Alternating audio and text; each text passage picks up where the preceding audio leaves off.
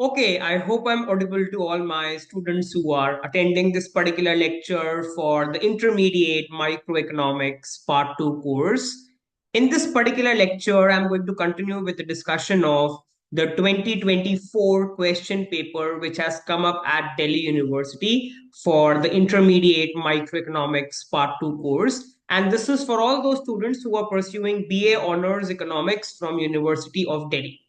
Now, all my students can recall that in the previous lectures for this particular paper discussion, we had solved question number 1 completely. And if I scroll down the question paper, we had also solved question 2 and question 3. So now, in this particular lecture, question 4 also we had solved, just for clarity, in the previous lecture, which was based on externalities, if all students can recall. Now, in this lecture, I'm going to start with the discussion of question number 5, which all students can now currently see on your screens. Okay, if you look at question 5, it's all based on the concept of general equilibrium and exchange, which students can see in my modules for the intermediate microeconomics part 2 course. So let's quickly start with the discussion of question 5 in this particular lecture. So let's start with the discussion of this lecture. So let's read question 5, part A. Consider a pure exchange economy with two individuals A and B, two goods X and Y. So we have two individuals and two goods. We are given the following utility functions. The utility of individual A is XA times YA. The utility of individual B is XB times YB. Okay, so both have convex preferences and convex indifference curves. Okay, the initial endowments of both the goods are given by omega A, which is the endowment vector for individual A, is 3, 4, and omega B, which is the endowment vector for individual B, is 2, 1. Part 1 asks us show that the initial allocation is not Pareto efficient. That means I need to show that the endowment vector, if both the individuals are consuming their endowment vector, that is not Pareto efficient. Now remember, for two individuals having convex indifference curves, the criteria for Pareto efficiency is the tangency between the two indifference curves, which occurs when the MRS of A and MRS of B are equal. Okay, so if I quickly come to the whiteboard to solve this, let me quickly come to the whiteboard and let's solve this on the whiteboard. So I am just writing the main heading for completeness. First of all, this is Delhi University exam 2024 for intermediate microeconomics. Intermediate microeconomics part 2 course. And this lecture is recommended for all those students who are pursuing economics honors from University of Delhi.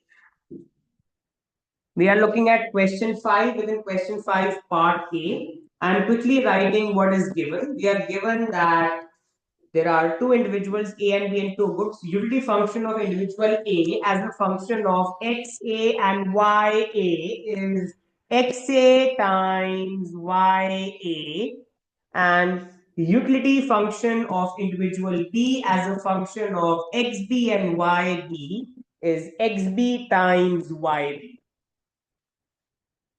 I can just write for clarity, both the individuals have convex indifference curves, convex ICs. Okay, endowment vector of individual A is 3, 4, and endowment vector of individual B is 2, 1. Okay, so I can say that the condition for Pareto efficiency is given by the condition for Pareto efficiency.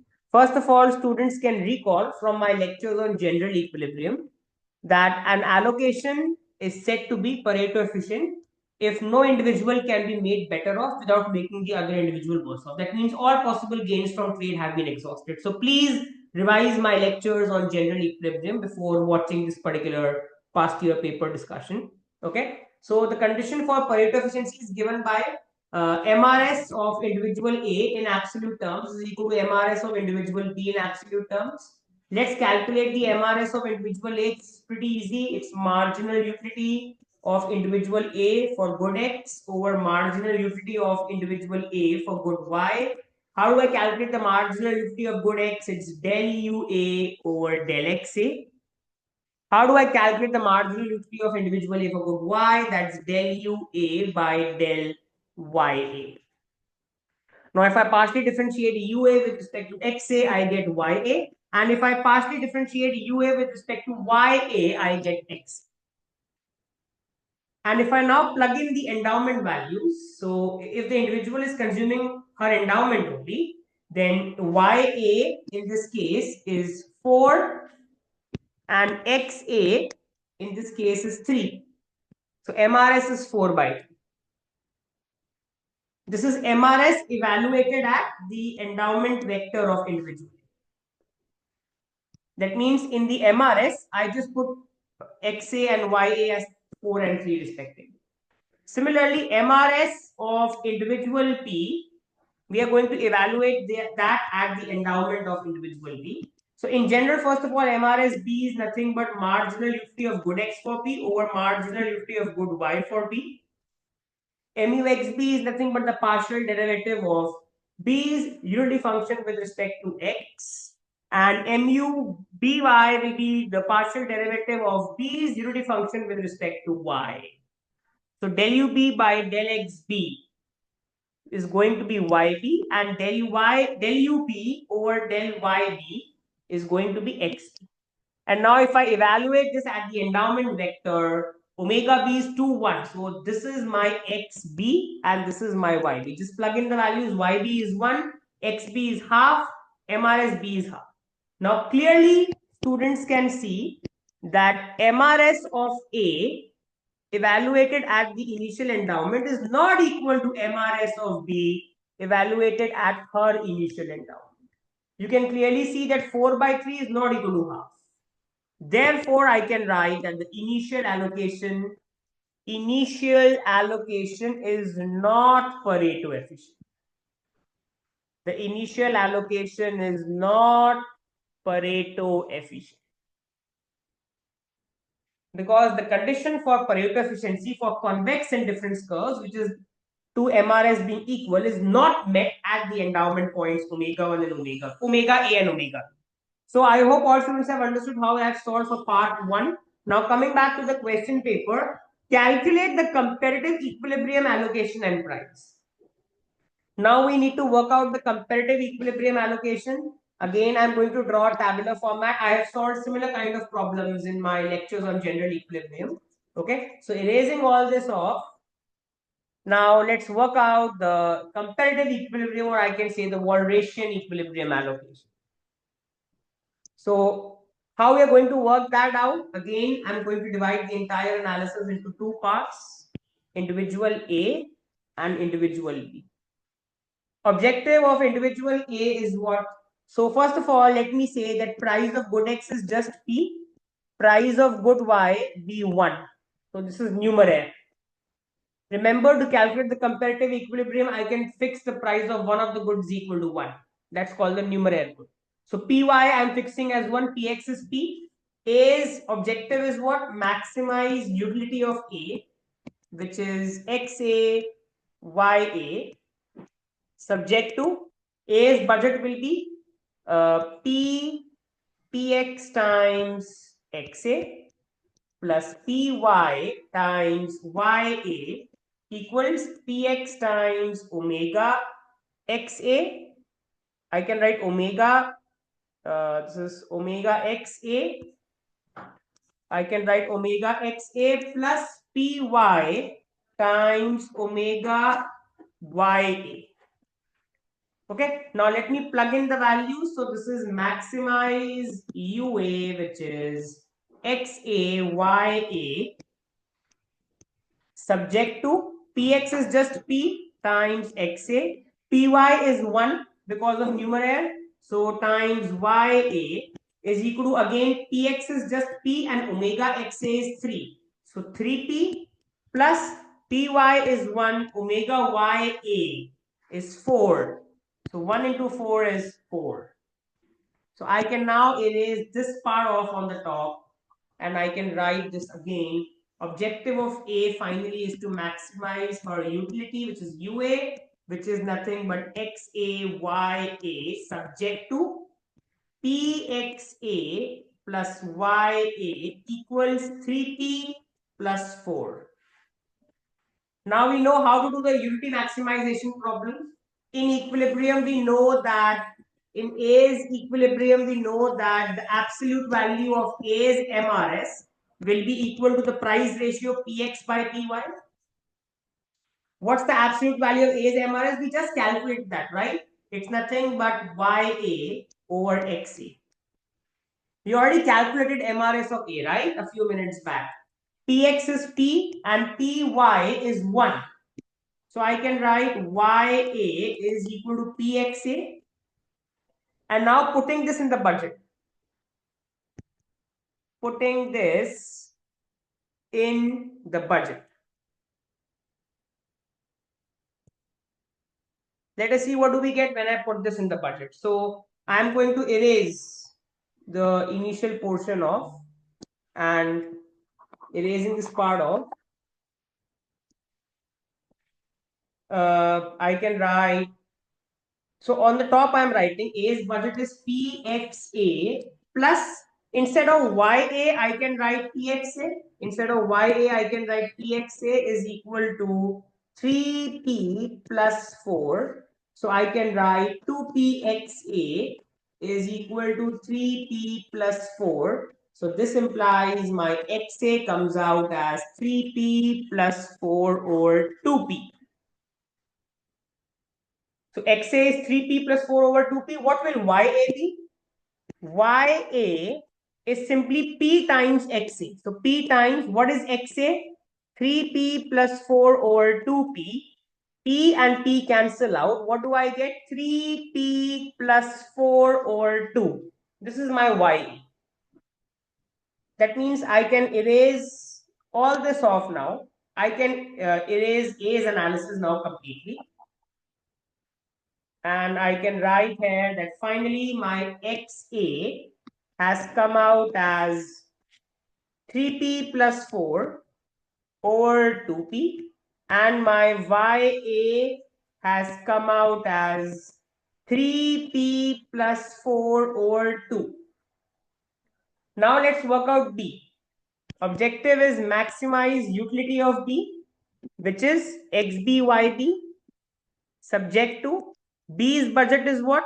B's budget is Px times Xb plus Py times Yb equals Px times omega Xb plus Py times omega Yb. Okay, now let's plug in the values, maximize utility of B, which is XBYB subject to Px is just P, XB, Py is 1. So we have YB equals Px is again P and omega XB is 2. So this is 2 into P plus Py is 1 and omega Py is also 1. So 1 into 1 is 1.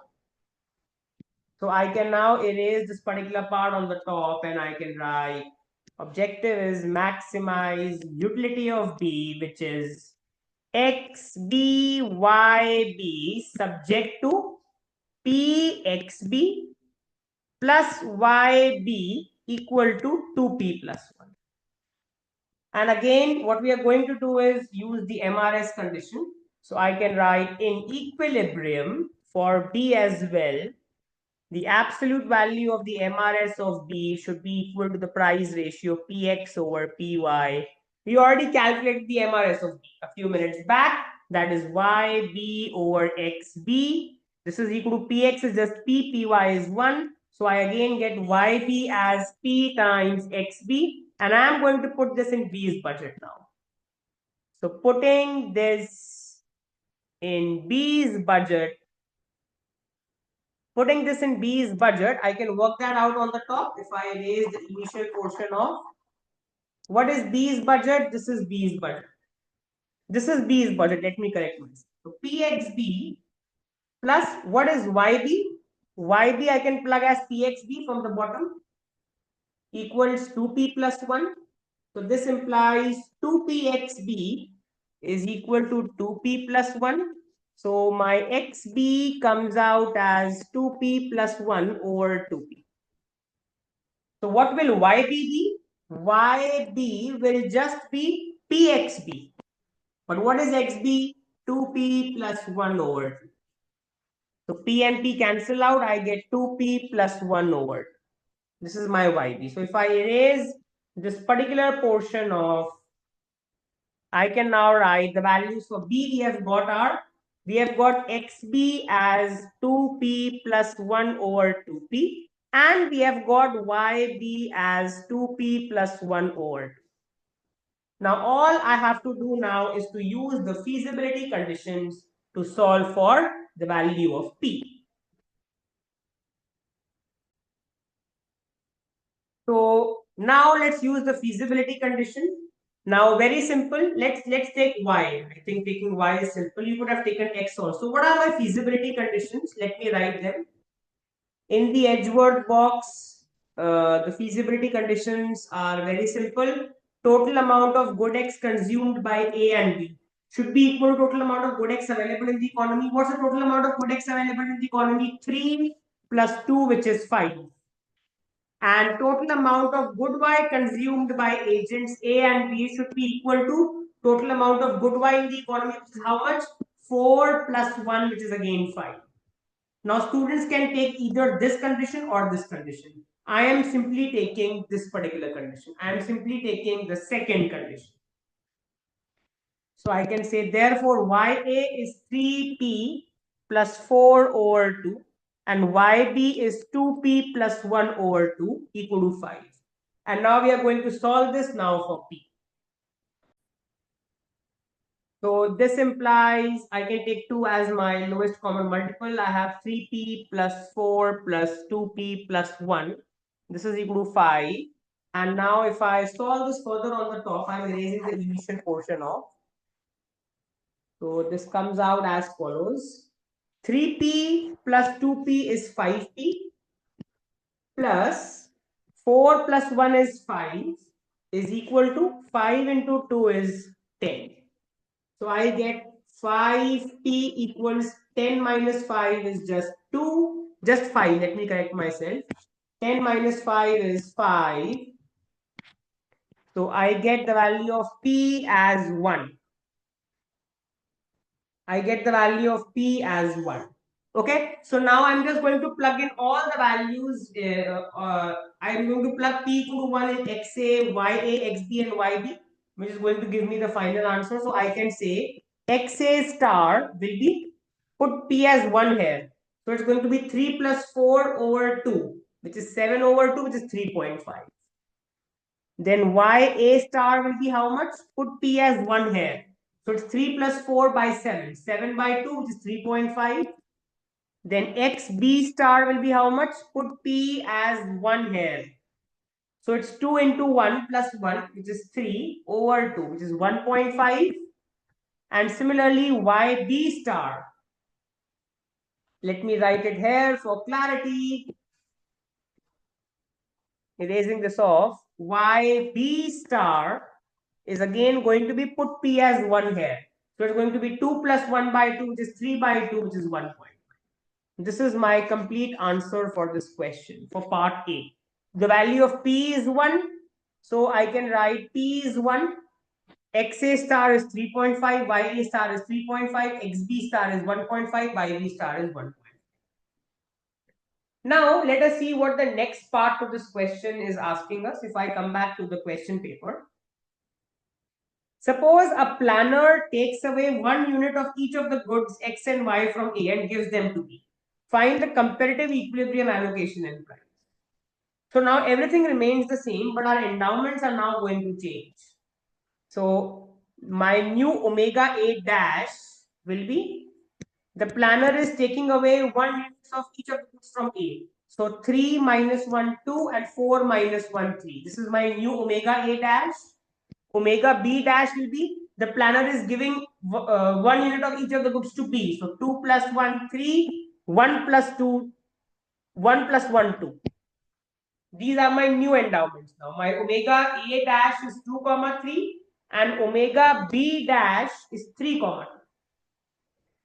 Now for the next part, you have to exactly repeat the same process. This is part 2 I'm solving. For part 2, now my new endowments are these. If I erase this part off, I'm writing them again. The planner takes 1 unit of each of the goods from A and gives them to B.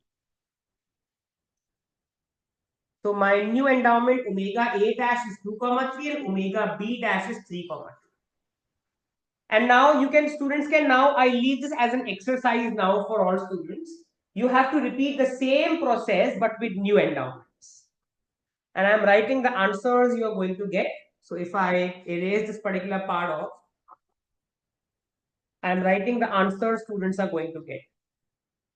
So you repeat the same process. I am writing, repeat the same process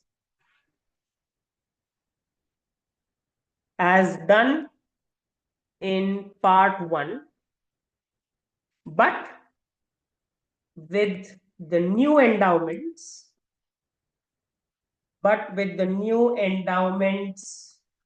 omega A dash and omega B dash. Okay, so you're going to get XA as 2p plus 3 over 2p. You're going to get YA as 2p plus 3 over 2.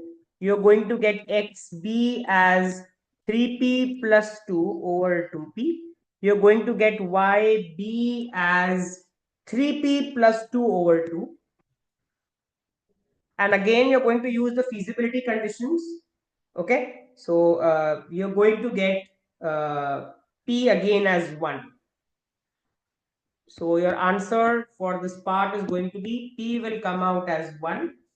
X A star now will come out as 2.5. X B star will now come out as 2.5. Y A star will come out as 2.5 and Y B star will also come out as 2.5. Students can now do this question on your own and cross-check the answer. P is 1, XA star is 2.5, XB star is 2.5, YA star is 2.5, YB star is also 2.5. So I request all students to solve part 2 on your own, okay? The only difference was that we now have the new endowments, omega A dash and omega B dash. But the process of working out will remain the same. These are the answers you're going to get. Please verify that you are getting. Coming back to the question paper, part 4. Is the comparative equilibrium allocation in 3 Pareto superior to the one in 2? Okay, so obviously, since the utility functions are the same and only the endowments are getting transferred, obviously we cannot compare for Pareto superiority. So my answer is that we cannot compare the two Pareto efficient allocations. I can write here, we cannot compare the two Pareto efficient allocations. This is my answer for part 4. Okay, the comparative equilibrium allocation in 3, we cannot compare it with 2. We cannot compare the two Pareto efficient allocations. Okay, so hoping students have understood this. And now if I scroll up to the next part, which is part B. Explain the Lindahl solution to public good problem. What are the shortcomings of Lindahl solution? Refer to my lecture notes on public goods. It's a theoretical question, so refer to my lecture notes and videos on public goods. We know that in case of Lindahl solution, individuals tend to misreport. They have incentive to misreport their true valuation of the public. So I can write here that individuals have an incentive to misreport the true valuation of the public. They have an incentive to misreport the true valuation of the public. I've given a hint to all students But since it's a theory question, for theory questions, students can refer to my lecture notes on Linden solution for public problem. Okay, so I stop in this particular lecture. The objective was to solve question 5 in this lecture. In the next lecture, I'm going to start with the discussion of question 6. So any doubts in this lecture, you can unmute your mic and ask, or you can get in touch with me for doubts on call or WhatsApp, or you can mail me your doubts at divineschoolof economics@gmail.com. This is where I stop in this lecture.